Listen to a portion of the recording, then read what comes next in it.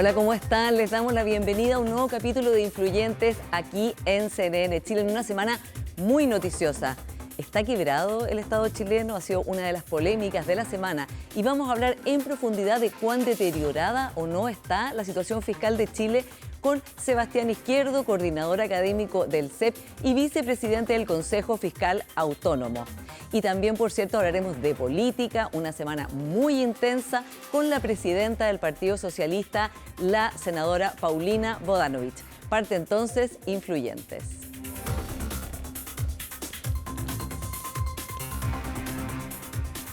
Sebastián, muy bienvenido al programa. Muchas gracias por la invitación, Paula. Bueno, partamos por la pregunta que ha sido comentario obligado, ¿no? ¿Está quebrado el Estado chileno? Digo, más allá de esta situación que ha creado un problema para el gobierno, ha oficiado la Contraloría y muchos personeros y personajes, destacados economistas, se han pronunciado diciendo esto no es así. Pero, ¿cuál es la mirada? ¿Cuán deteriorado está esto? Y, partiendo, Sebastián, ¿cuánto daño le hace a la economía chilena frases de este tipo viniendo de cuentas institucionales del Estado? Bueno, yo creo que es importante aclarar, la situación fiscal de Chile está muy lejos de estar quebrada. Yo no comparto esas declaraciones ni en forma ni en fondo. Nosotros como Consejo Fiscal Autónomo hemos hablado de que estamos frente a una situación de estrés fiscal prolongado. ¿Y cuál es el nivel? Yo creo que para poder comprender esto uno se tienta bastante en ir a mirar los últimos años, pero invito a poder analizarlo esto desde el año 2008. Desde el año 2008 Chile no estuvo ajeno a una crisis mundial, la crisis subprime, y desde ahí en adelante paulatinamente hemos tenido una pandemia, ha ido creciendo la deuda, se ha multiplicado prácticamente por 10. Los déficits estructurales que Chile ha tenido en estos 18 últimos años, hemos tenido déficit 16 años. Y eso al final de cuentas nos pone en una situación bastante complicada. Entonces cuando uno revisa estos últimos años, estos 4 últimos años, uno debe comprender que en el año 2022 hubo un retiro importante del gasto público, disminuyó de forma importante, porque había que recordar que teníamos las pandemias, todos los subsidios, y llegamos a tener un 32% del PIB en gasto, y eso se redujo.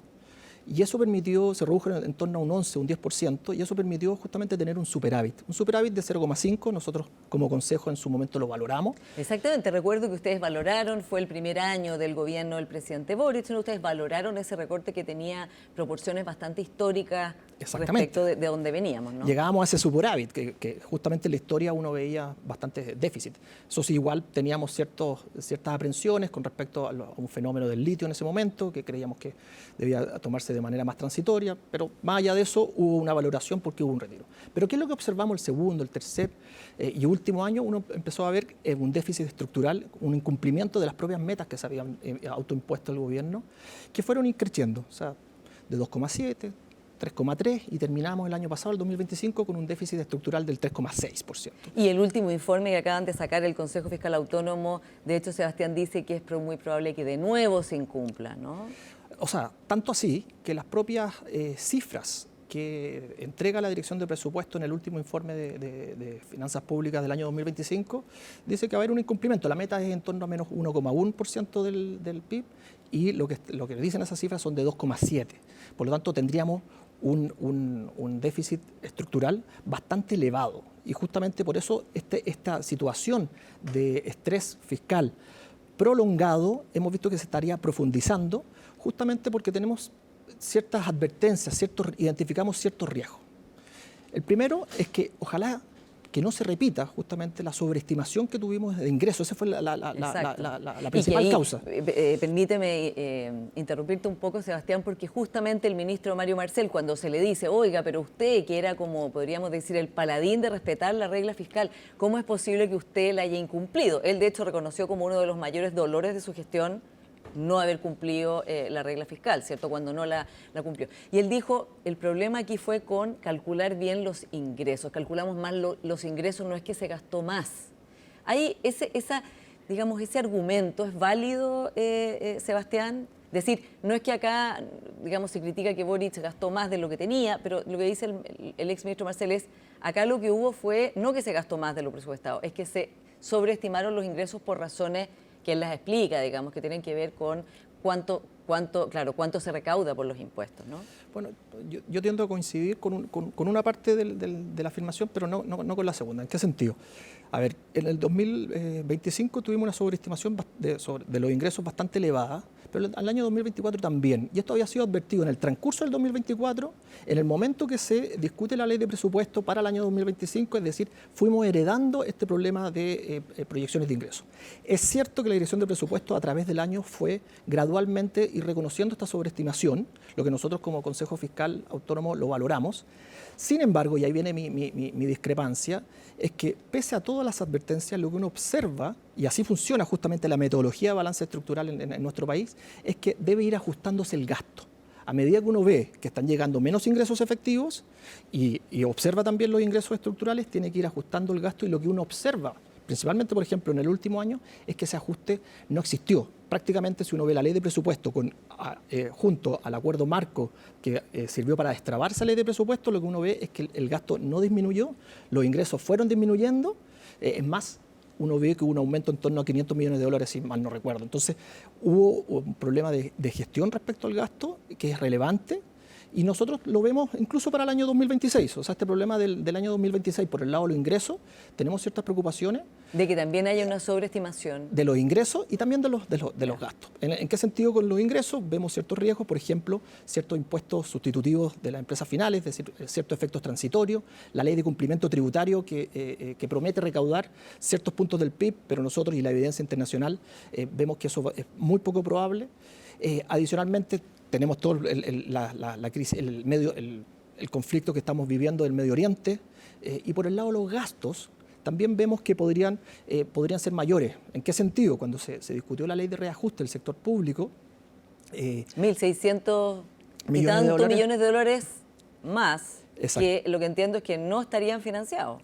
Una parte de ellos no estaría financiado, no estaría provisionado, y ahí en la discusión de esa ley se acordó hacer reasignación. Entonces, para poder cumplir justamente con la ley de presupuestos se necesitan hacer reasignaciones. Y aún así, con esos ingresos, con esos gastos, eliminando justamente todos estos riesgos que estamos conversando, uno ve un déficit estructural bastante elevado, en torno a un 2,7 puntos del PIB. Y eso al final... Para el 26, para el 26, exactamente. Y vamos a entrar, Sebastián, por supuesto, a ver qué es lo que este gobierno debiera hacer, ¿no? Qué es lo que es prudente, cómo dialoga eso con la situación que le está tocando vivir a todos los chilenos y chilenas y a todo el mundo en realidad por la guerra en Irán. Pero antes de eso, el hecho que esta discusión de los gastos, de la mala estimación de los ingresos, de no cumplir la meta, se haya ideologizado tanto, ¿no? Y que termine siendo, bueno, Boric dejó el país quebrado, que es lo que, digamos, lo que apareció básicamente como comunicación del gobierno, ¿no? Por otro lado, el gobierno anterior defendiéndose, ¿no? Diciendo, no, pero nosotros no es que gastamos más. Daña, ¿cierto?, la posibilidad de encontrar justamente un camino que sea de Estado, que sea con visión permanente, estable, que es lo que hace el Consejo Fiscal Autónomo. ¿Qué elementos crees tú que hay que sacar de la ecuación para tratar de consensuar, digamos, una hoja de ruta hacia salir de un deterioro fiscal que, como dices tú, Sebastián, lo identificas como que empezó este deterioro en 2008, o sea, no empezó tampoco hace 4 años, si bien también el gobierno anterior, como tú has establecido, tiene sus responsabilidades? Claro, tiene su responsabilidad justamente porque en ese periodo no hubieron crisis, y grande de las explicaciones desde el 2008 es porque tuvimos la crisis subprime, tuvimos la pandemia. Pero nosotros como Consejo, desde muy tempranamente hemos insistido en una recomendación. Dado el nivel de estrés fiscal que tenemos, claramente se necesita avanzar en materializar una senda hacia el equilibrio fiscal, y para ello nosotros hemos identificado diferentes fuentes para poder acogerse a ella, fuentes que nosotros creemos que tienen que materializarse de manera equilibrada, y cada una de ellas en realidad necesita grandes acuerdos. Entonces, por eso creemos que, por ejemplo, para poder crecer, que es una de las fuentes, el crecimiento económico, se necesita justamente ciertas políticas públicas, que es justamente el gobierno de turno quien debe impulsarlas y llegar a acuerdo con el Poder Legislativo. Tenemos también disminuir la evasión, debemos también, por ejemplo, ir a buscar nuevos ingresos y hacer eficiencias en el gasto público propiamente tal. Y hemos visto justamente el actual gobierno en esa senda. Pero detrás de esto hay algo que es un activo que poco se habla de esto y es muy relevante, que es la credibilidad. La credibilidad, que es un activo que a Chile estamos muy bien rankeados y eso hay que cuidarlo. Las acreditadoras nos tienen muy bien clasificados y por lo tanto un mal lenguaje, un mal tono para tocar estos temas que son sumamente importantes, no solamente porque estamos hablando de muchos recursos públicos o de las finanzas públicas, sino que esto también se traduce justamente en mejores políticas públicas, en la sostenibilidad de esas políticas públicas, de cómo ayudamos a las personas más vulnerables, cómo hacemos crecer para que poder tener mayor igualdad de oportunidades, etc. Entonces, la discusión es muy importante por la forma, pero sobre todo porque eso tiene implicancia en el fondo. En ese sentido, esto del el país está quebrado daña la credibilidad de Chile, sin duda. Sí, y yo me alegro que las autoridades rápidamente lo hayan salido a reconocer como un error y creo justamente que ahora que la discusión tenemos que llevarla con altura de mira justamente para lograr estos acuerdos, porque necesitamos hacer ajustes bastante relevantes en el corto como también en el mediano plazo. Y también los identifica este informe que ustedes acaban de emitir, proyectando esto también hacia 2030. Hablemos del ministro de Hacienda, Jorge Quiroz, que de hecho salió inmediatamente, hay que decirlo, a decir que esa frase jamás se referiría así a la economía chilena, también el ministro del Interior, así como muchas otras autoridades. El ministro Quiroz, por un lado, en el programa de gobierno tenía un fuerte recorte de gasto que se discutió dentro de las candidaturas de derecha, ¿no? Hay un debate muy álgido entre el exministro Briones diciendo que no se podía recortar esos 6.000 millones de dólares en 18 meses, que no se podía hacer sin tocar gastos sociales, está el riesgo de qué es lo que se va a tocar.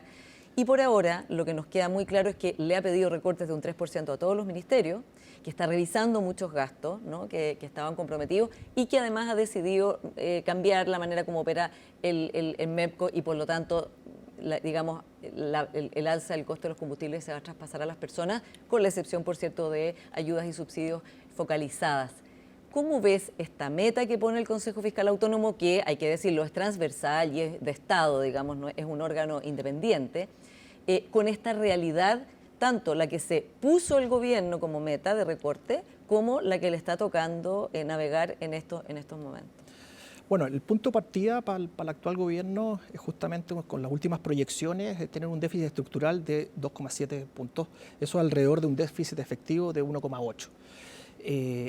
En otras palabras, es un desvío bastante relevante sobre la meta que el gobierno anterior puso para el año 2026 y sobre todo para poder comenzar una senda de convergencia, de equilibrio entre los ingresos estructurales y el gasto. Y por lo tanto, el desafío es de gran magnitud. Cuando uno ve las diferencias, estamos hablando de 1,6 puntos del PIB, que hay que justamente hacerse cargo. Entonces, la magnitud del problema, a mi juicio, lo estoy viendo que está bien dimensionado por parte del gobierno actual. Nosotros como Consejo Fiscal Autónomo todavía no conocemos justamente cuáles van a ser esos recortes que se están conversando. Que fue el tema, ¿no? Que se preguntó 1000 veces, bueno, pero ¿en qué van a recortar exactamente? ¿No? Y nosotros tenemos que esperar esos cambios legales o que nos comuniquen justamente eso. Pero hay un hito que es muy relevante, que es importante que la ciudadanía lo comprenda. En los primeros 90 días, un gobierno debe imponerse sus propias metas fiscales para cada uno de los años. Nosotros como Consejo hemos dicho, bueno, ojalá que se empiece a materializar una senda de equilibrio, se mantenga el nivel prudente de deuda del 45% y por lo tanto vamos a tener la meta anual de este año. Y con esa meta anual vamos a poder cotejar si los ajustes que está implementando el actual gobierno son suficientes para poder cumplir. Porque es muy importante que las metas sean creíbles y realistas, justamente por la credibilidad que a mi juicio se ha visto deteriorada en los últimos tiempos, porque no hemos cumplido justamente estas Sebastián, metas. pero ¿es posible hacer todos estos recortes sin tocar beneficios sociales? Que es el tema en cuestión, ¿no? Bueno, efectivamente, ahí el gobierno lo que ha estado haciendo, ha estado revisando justamente todas las cifras, están trabajando todos los sectores. Hay informes, justamente en la institución donde yo trabajo, en el Centro de Estudios Públicos, hay un informe al respecto. El exministro Marcel convocó a ex autoridades de la Dirección de Presupuesto a trabajar eso. Hay insumos que pueden ayudar en ello. Ahora, dos temas puntuales. El primero es que muchos de estos insumos que les estoy comentando requerían cambios legales y ahí la importancia de lograr acuerdos. Y dos, para nosotros como Consejo Fiscal Autónomo, los ajustes tienen que ser ajustes permanentes, oportunos y deben calzar justamente en los tiempos que las autoridades se están proponiendo. Entonces, no es solamente ciertos recortes transitorios, porque el problema no lo tenemos hoy, este año, pero también en el mediano plazo. Entonces se necesitan ajustes permanentes y, por supuesto, esos ajustes son mucho más complicados y requieren este tema de poder llegar a acuerdos, porque muchos de ellos son legislativos, pero también no me cabe la menor duda que hay administrativos. Respecto del manejo del ministro Quirós y del gobierno sobre el alza de los combustibles, ¿piensa, Sebastián, que podría haber sido más gradual la manera como se ha planteado esto, en que es como no vamos a seguir subsidiando, digamos, para todas las personas el combustible? ¿Podría haber sido más gradual? Digo, porque recortar, o sea, tener una motosierra y recortar a lo Milei se puede hacer, ¿no? Pero la situación de Argentina es bien distinta a la situación de Chile, por un lado, ¿no? Un país que efectivamente sí estaba en quiebra o en default, versus la situación de Chile, y también porque eso tiene consecuencias sociales que también deben medirse en un Ministerio de Hacienda, ¿no? Bueno, nosotros como Consejo Fiscal hemos hecho un par de advertencias respecto a aquello. El primero es que los ingresos de este año se pueden ver mermados por una crisis internacional como la que estamos viviendo en el conflicto de Medio Oriente, y también los gastos podrían aumentar justamente por el aumento del precio del petróleo que estamos observando. Es la autoridad de turno la que tiene que tomar las mejores determinaciones. Puede ser una de ellas con el instrumento del MEDCOP, que lo que busca justamente es estabilizar cuando aumentan los precios y también suavizar cuando bajan, pero eso tiene costos, no es neutral. Eso tiene costos por parte del Estado, y nosotros como Consejo Fiscal Autónomo desde el año 2023 elaboramos un informe que creemos que, o sea, lo decimos explícitamente, que la autoridad es la que tiene que manejar los parámetros, pero nosotros debemos velar porque esos gastos, esos subsidios tienen que estar contabilizados dentro del balance estructural y por lo tanto tienen que ir en la dirección de cumplir las metas. Pero es la autoridad quien puede o no modificar estos parámetros. Algunos parámetros fueron modificados por la actual autoridad, pero también pueden elegir otros instrumentos, otro tipo de subsidios, que también son gastos. Y nosotros, nuevamente, nos tenemos que ver el impacto fiscal de cada una de esas medidas y que eso converse con la meta que esperamos que se autoimponga justamente el gobierno prontamente. Ahora, viendo los informes que ha hecho el Consejo Fiscal Autónomo, Sebastián, y lo que estamos conversando ahora, digamos, le da razón al ministro Quirós de que no hay margen para asumir un gasto como el que significaría seguir subsidiando, o sea, subsidiar como se ha hecho los combustibles. Pero reitero, el efecto social también es un tema, ¿no? ¿Tienes preocupación en ese sentido de cómo esto puede ser tomado? Ya el gobierno tuvo una baja de popularidad muy grande cuando se anunció los cambios en el MEPCO, y ahora estamos viendo las consecuencias directas en el alza de los combustibles, y luego vendrá la oleada de alza en los alimentos y en prácticamente todas las cosas que las personas consumen. Bueno, el Banco Central en su informe reciente habla justamente del impacto que esto va a tener la inflación, del impacto que está teniendo ya las proyecciones del Producto Interno Bruto, del crecimiento económico del país. Nosotros como Consejo Fiscal estamos justamente alertando por los costos fiscales que el aumento del petróleo está teniendo en el país, y justamente son las autoridades que tienen que tomar esas determinaciones. Ahora, lo que sí creo que es relevante contemplar es que, bueno, hoy día estamos frente a un grado de incertidumbre bastante elevado. Entonces, y justamente la autoridad de turno son las que tienen toda la información. La parte fiscal es un tema, la parte macroeconómica es otro tema, justamente lo que conversamos de la inflación y el crecimiento, y la parte social también. Y bueno, ¿quiénes está llamado a ponderarla? Justamente el ministro de Hacienda, y nosotros como Consejo Fiscal Autónomo tenemos que velar justamente por la sostenibilidad fiscal, y en este caso en particular por el cumplimiento de las metas de balance estructural de este año, que ya están siendo muy deficitarias y nos estamos desviando. Estaríamos llegando a un cuarto incumplimiento consecutivo. Los 3 primeros años sin crisis, y este último está por verse. Ahora, Sebastián, también este gobierno ha planteado, y ya lo va a hacer, digamos, rebajar los impuestos de las grandes empresas.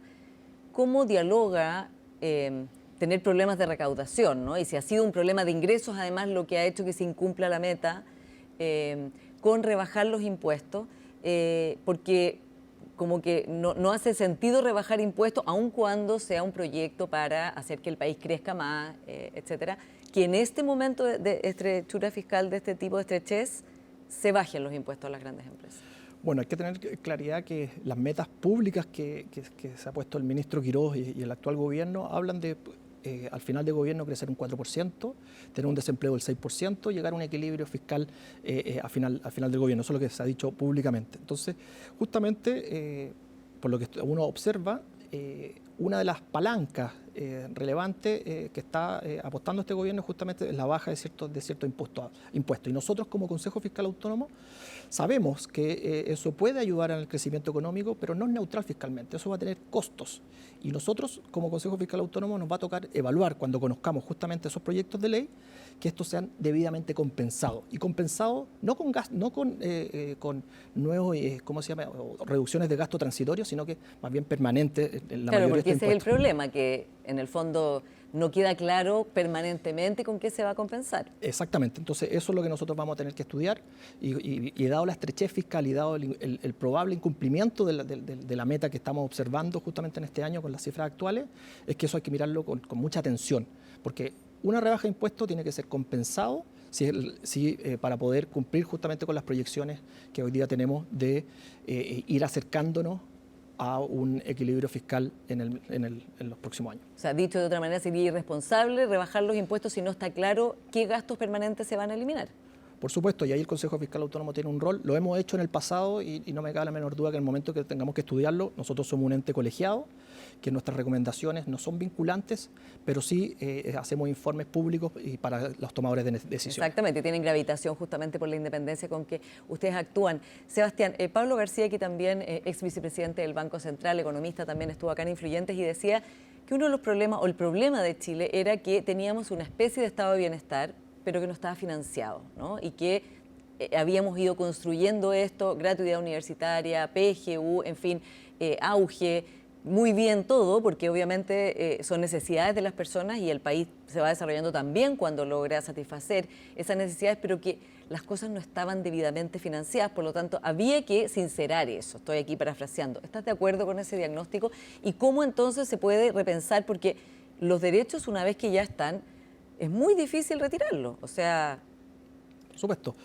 Y bueno, y la idea justamente es ir progresando como país. A ver, yo creo que uno de los grandes problemas que hemos tenido es que hemos ido comprometiendo gastos permanentes en muchas de las políticas públicas que tú mencionas, Paula, y a la vez los ingresos que han ido acompañando justamente a esas políticas públicas no han recaudado lo que se ha dicho, no han sido necesariamente el 100% permanente, más bien han sido algunos transitorios, y eso nos ha dejado justamente en la situación que estamos. Han habido reformas tributarias que han prometido justamente recaudar y no han recaudado lo que se había propuesto, etcétera, etcétera, etcétera. Entonces, hoy día lo que uno observa es que justamente, dado el nivel de crecimiento de la deuda, o sea, desde el 2008 hasta el 41,7% actualmente que tenemos, se ha ido multiplicando prácticamente por 10.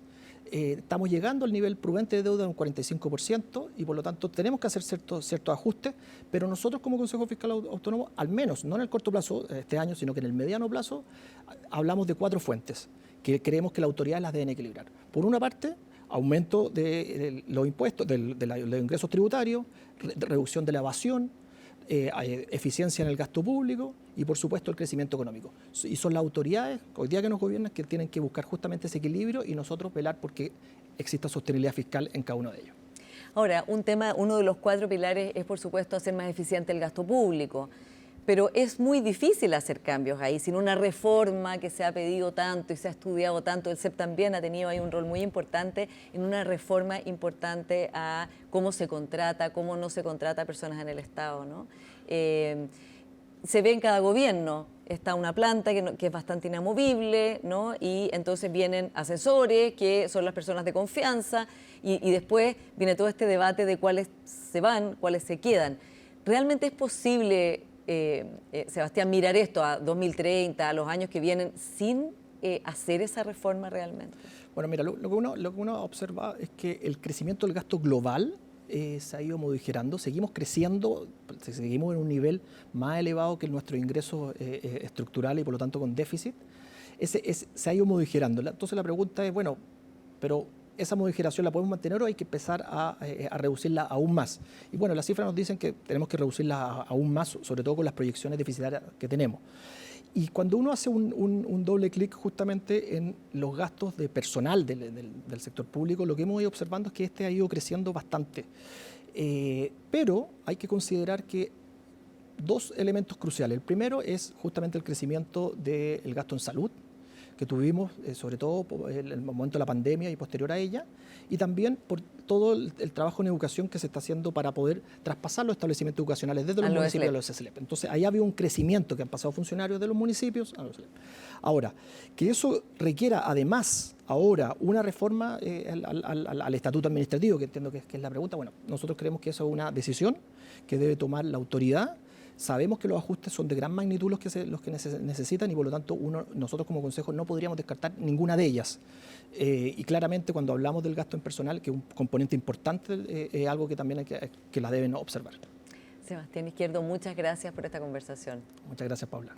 Vamos a ir a una pequeña pausa y ya seguimos con más influyentes. Viene la senadora Paulina Bodanovich. Espérennos.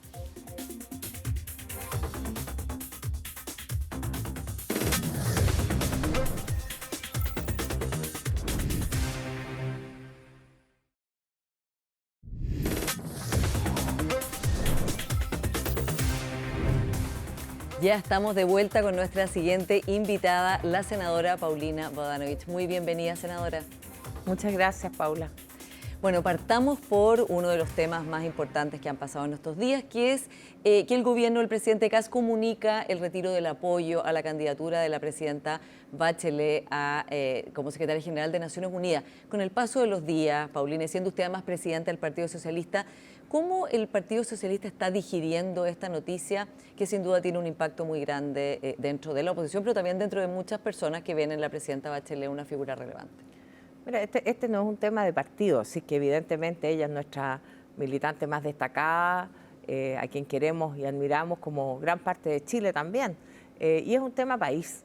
Y creo que aquí cometió un grave error el presidente Kast, porque finalmente es una candidatura que cuenta con otros apoyos, no solo el de México y Brasil, que ya lo han evidenciado, sino con aportes y apoyos de muchas partes del mundo.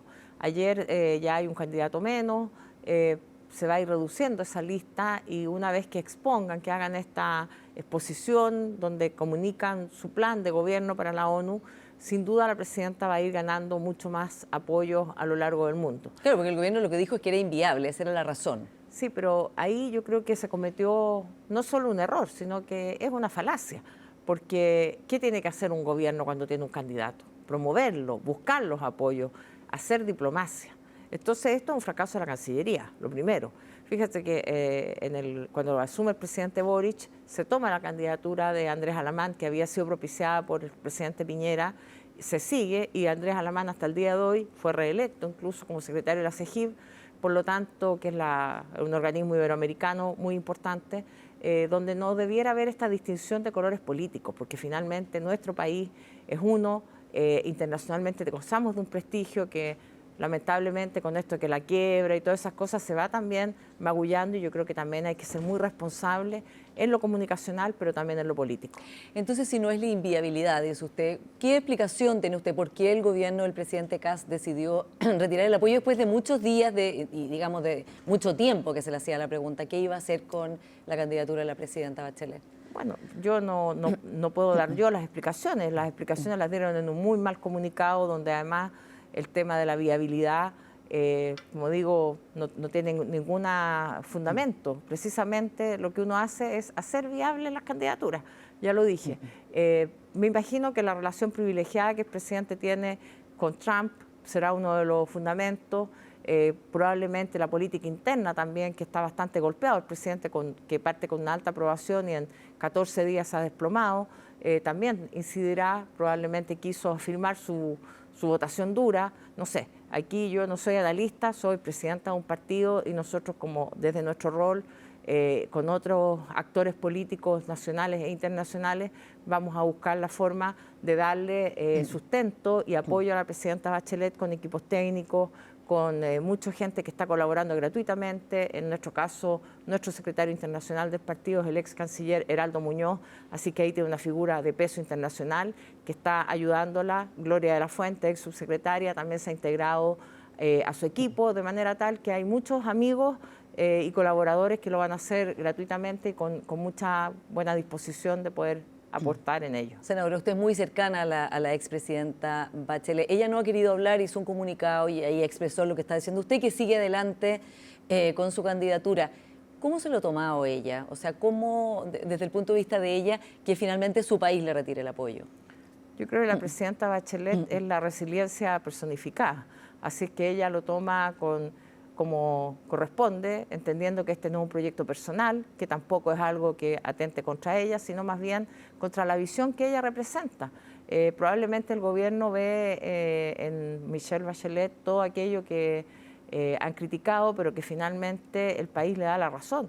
La seguridad social, las pensiones garantizadas, la educación, la gratuidad, son derechos que los chilenos hoy día aprecian, valoran y lo personifican mucho en ella. Y esa es una visión que también ella traslada al multilateralismo, que ella traslada a la modernización que requiere la organización, la ONU, digamos, y por lo tanto estoy cierta de que cuando ella exponga su plan va a ganar una notoriedad y un apoyo muy importante. ¿Usted diría que para ella fue sorpresivo que el presidente Kast le quitara el apoyo? No, yo no puedo hablar por ella ni interpretar nada, pero sí creo que nosotros como equipo, conjunto de personas que de alguna manera estamos cerca de ella, era una de las posibilidades, no es algo que no hubiéramos previsto o pensado que podría ocurrir, de manera tal que también hay una preparación para eso.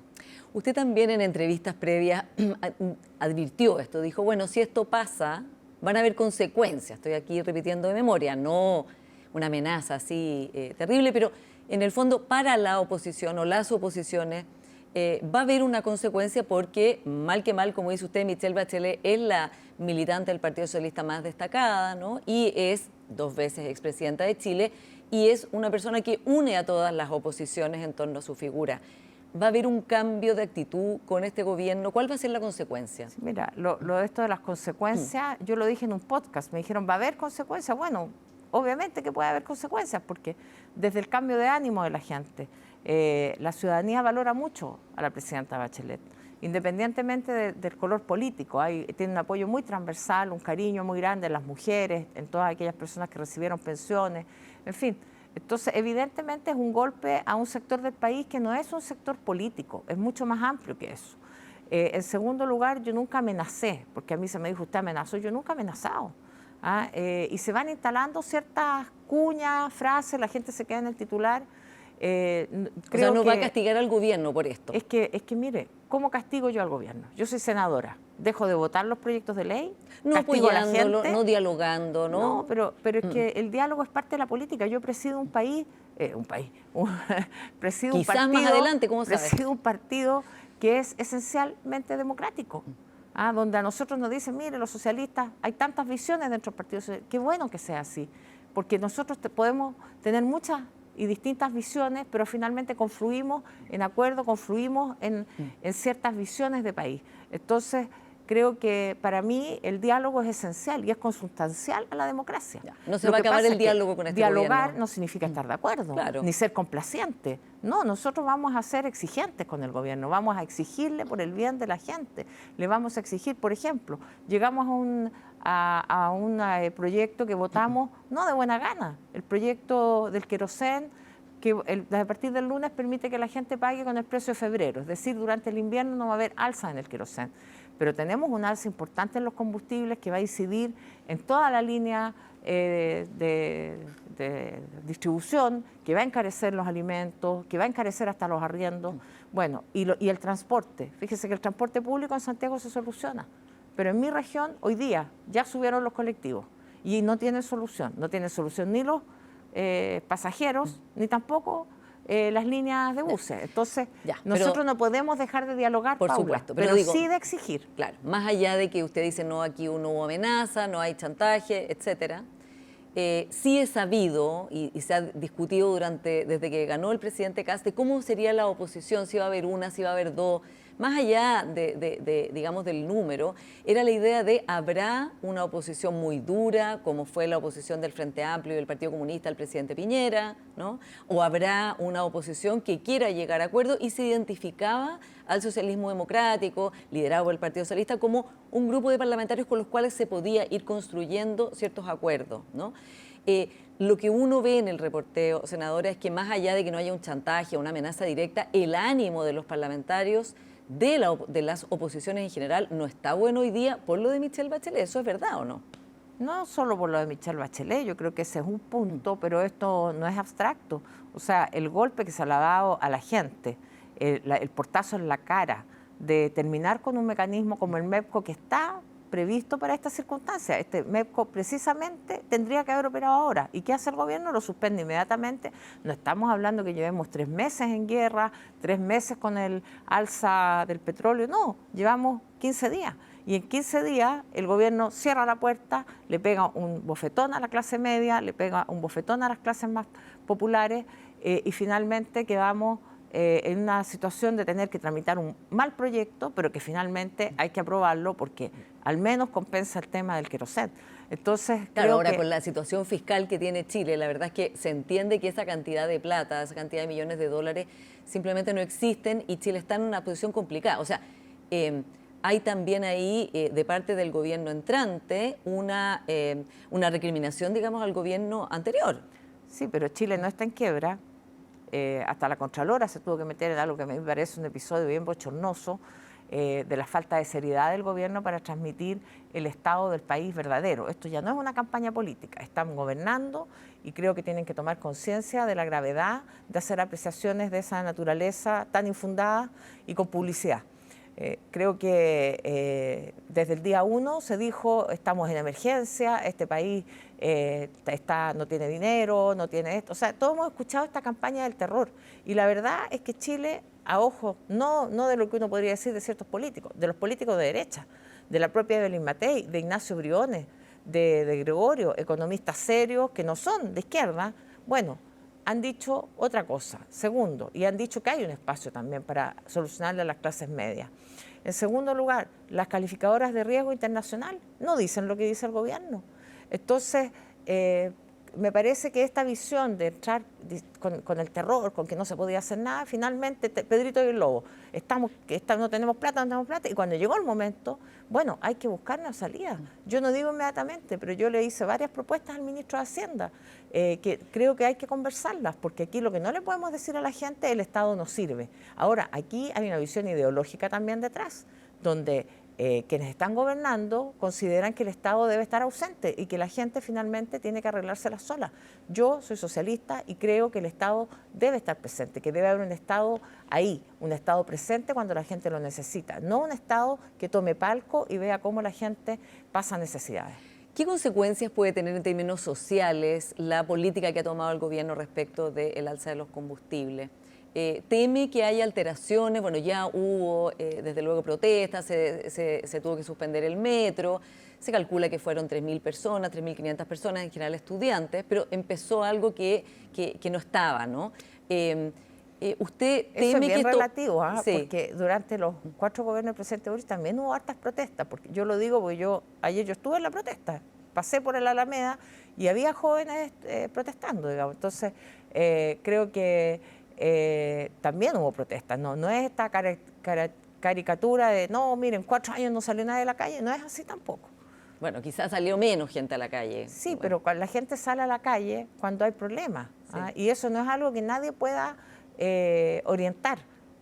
Nosotros no salimos a decirle, oiga, salgan a protestar. La gente protesta y cacerolea porque, bueno, por las redes sociales se pueden hacer llamados, pero lo hace porque también entienden que no hay una escucha, que no hay un diálogo y que el gobierno no está entendiendo los problemas que se están creando. Y usted entonces está planteando medidas para flexibilizar este criterio, pero el ministro Quirós y el presidente Kast han sido muy firmes en decir que no hay plata, que no se van a endeudar, que esto se está hablando de muchísima cantidad de millones de dólares. ¿Cómo se sale de eso, no? Usted está preocupado por lo que puede pasar, que la gente empieza a salir a protestar masivamente, las necesidades de la gente, pero hay una postura ya tomada. Mire, lo dijimos harto en campaña. El ejemplo de Milei, no hay plata, no hay plata. Mire cómo está Argentina hoy día. ¿Queremos eso para Chile?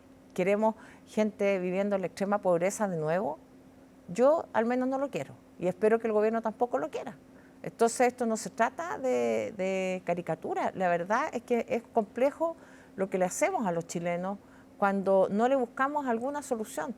Esto pasa en las familias, pasa cuando hay alguien que se enferma y no hay plata, efectivamente. ¿Y qué se hace? ¿Vamos a hacer completada o vamos a pedirle al Estado que responda y que haga algo? Yo creo que hay una visión detrás de esto también. El gobierno lleva casi 20 días y en los 20 días no ha hecho nada de lo que dijo que iba a hacer. Ahora, por otro lado, también es cierto, senadora, que la situación fiscal que recibieron del gobierno anterior tampoco era de las más digamos, sueltas como para gastar. Y que lo que se calcula, y que conversábamos con Sebastián Izquierdo antes, es que por cuarto año se va a incumplir la regla fiscal. O sea, este fue un gobierno que incumplió la regla fiscal, salvo el primer año que la cumplió, después no la cumplió. Cuando asumió el presidente Boric teníamos un 14% de inflación. Esa es la realidad. Tuvo que endeudarse el país para poder pagar la PGU, que estaba desfinanciada, 21.000 millones de dólares. Entonces, esto es un continuo. Esto no es de un gobierno, porque también nosotros podríamos haber dicho, mire, el presidente Piñera dejó esta deuda. No, pero hubo, justamente, 4 años atrás empieza la guerra de Ucrania. Alzas en los precios del aceite, ¿se acuerdan del tremendo alza del aceite comestible? Del alza del petróleo, en fin. ¿Y qué hizo el gobierno? Colaboró, puso plata, efectivamente, hubo que poner un recurso importante para el MEPCO, pero eso no golpeó a la gente y no golpeó la economía en general, porque esto no es asistencialismo, es proteger la economía. ¿Para qué? Para que no haya esta corrida, y por eso Pedro Sánchez, por ejemplo, en España toma 80 medidas. El paquete económico que presenta el gobierno español considera el congelamiento de los arriendos, considera subsidios al transporte, considera subsidios directos a las familias, es decir, una batería de herramientas que son las que hoy día nos faltan. Hoy día solamente estamos dando un par de instrumentos pequeños y yo no digo que se dé todo al tiro, pero hay que prever que esta situación es de largo aliento y de que va a haber probablemente, y no lo digo yo, lo dijo la presidenta del Banco Central en la Comisión de Hacienda hace un par de días cuando estuvimos ahí, dijo mayor inflación, menor crecimiento del proyectado. Entonces, ¿qué vamos a hacer frente a eso? ¿Vamos a seguir discutiendo o nos vamos a sentar para tomar grandes acuerdos en materia de crecimiento, de inversión y de ayudas al Estado, a las personas desde el Estado? Y que el Partido Socialista está llano, digamos, a tener esos acuerdos con el gobierno y ese diálogo, ¿no? No es que no esté llano. A mí no me gustan las caricaturas, Paula. No me gusta una caricatura, que aparezca un partido que está llano, porque nosotros no somos complacientes, lo repito. Nosotros vamos a estar abiertos a buscar soluciones para la gente. Le cambio la palabra, en vez de llano, disponible. No, si no hay soluciones, no va a haber acuerdo, punto. Ahora, nosotros, ¿qué posibilidad de obligar al gobierno tenemos? Muy pocas, porque somos minoría en ambas cámaras. Por lo tanto, si no hay diálogo, no hay soluciones. Yo, personalmente, voy a orientar mi trabajo como legisladora a buscarle soluciones a la gente y no a la discusión. Hablando de las caricaturas y la estridencia, que usted decía, bueno, esto de que el país está quebrado, esas caricaturas le hacen mal a Chile, también dentro de su sector, senadora, ha habido caricaturas y estridencia. La senadora Chicardini, de hecho, llamó a viva voz a que renunciara el ministro Quirós. Usted inmediatamente también dijo, esta no es la manera, no es el modo de hacerlo. ¿Hasta qué punto este tipo de disrupciones, ahora en el Senado, que era un lugar en el que no se veía tanto, se veía mucho más en la Cámara, dañan la posibilidad de acuerdos como los que usted ha planteado que mejoren la vida de las personas que hoy día están ya pasándolo muy mal? Mire, cada uno tiene su forma de trabajar, de hacer política, y yo en eso no voy a intervenir. Lo que sí, en lo que son acuerdos de bancada, el jefe de bancada, Juan Luis Castro, me pidió que yo señalara que no era nombre de la bancada porque a mí me quedaba la última palabra ese día. Por lo tanto, lo hice como miembro de una bancada que toma acuerdos y que en lo posible debería tratar de conducirse con ciertas orientaciones destinadas a obtener ciertos objetivos. Porque finalmente cuando uno le pide la renuncia a un ministro, lo está firmando. Entonces nosotros le vamos a pedir la renuncia al ministro algún día a lo mejor, pero con un acuerdo político, cuando veamos que ya no hay ninguna posibilidad de obtener mejoras para la gente. Entonces creo que el diálogo interno, el diálogo de la oposición es fundamental.